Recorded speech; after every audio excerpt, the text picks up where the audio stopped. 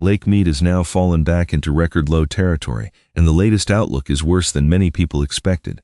By mid-August, the reservoir was hovering around 1,040 feet, near levels once treated as the historic bottom. But this is not simply another story about a shrinking shoreline or a bad drought year. Something changed inside the Colorado River system in 2026, and that change is putting new pressure on Lake Mead, even as officials are taking emergency steps to protect the system. The obvious question is how much lower Mead could go from here.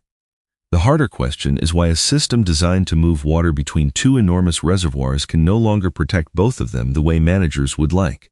To understand why Lake Mead is falling again, we first have to look upstream at a year when the Colorado River delivered far less water than the system was counting on.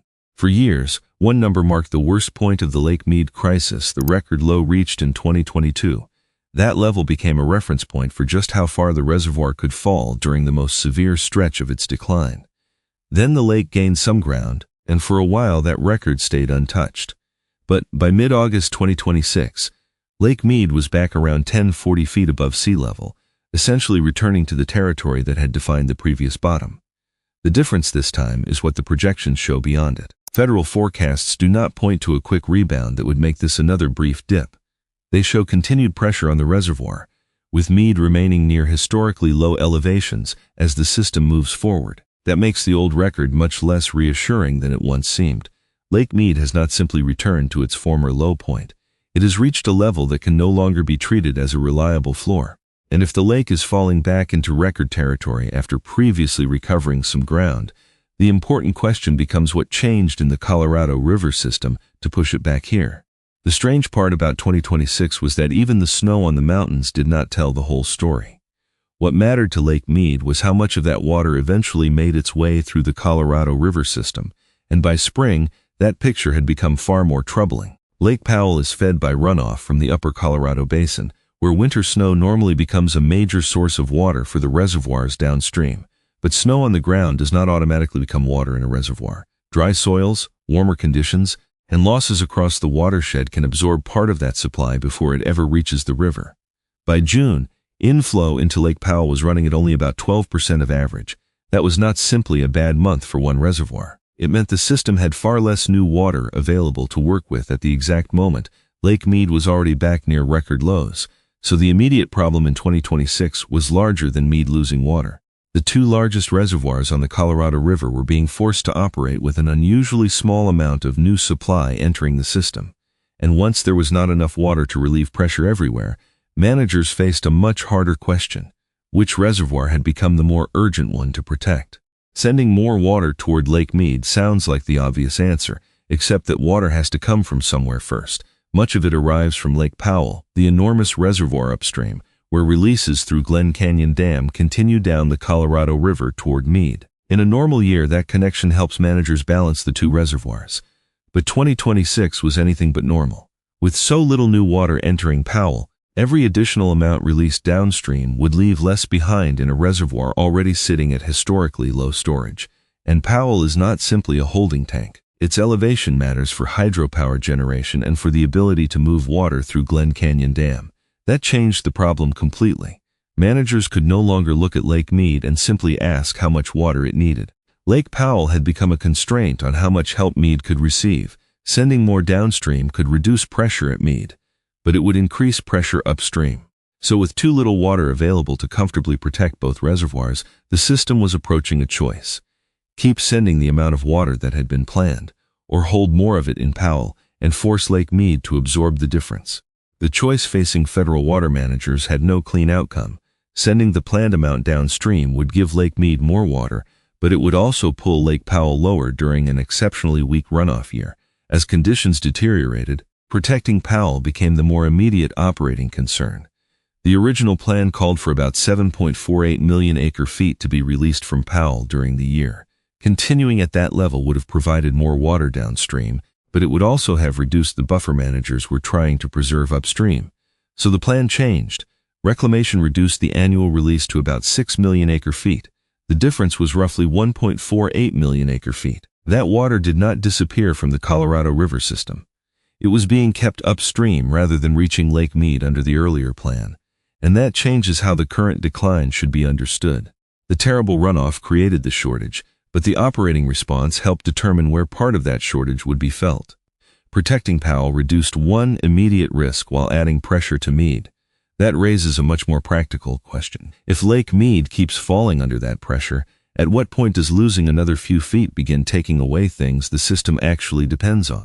A few feet of water can look insignificant against the walls of a reservoir this enormous, but near Lake Mead's current elevation, those feet increasingly affect what Hoover Dam can do. The reason is simple. Hoover generates electricity using water pressure, and that pressure depends partly on how high the reservoir sits above the turbines. As the lake falls, that hydraulic head weakens so the same dam can produce less power.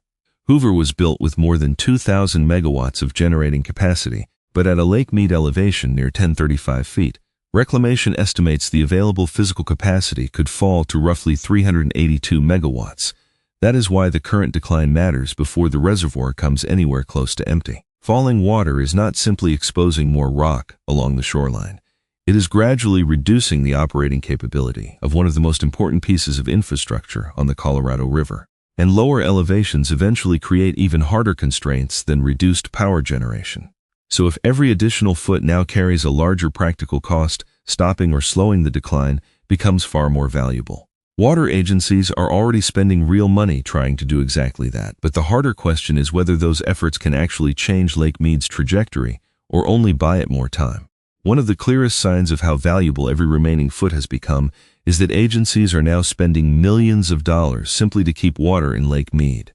In Southern California, an agreement allows up to about 2,000 acre-feet of Colorado River water to remain in the reservoir instead of being taken for other uses.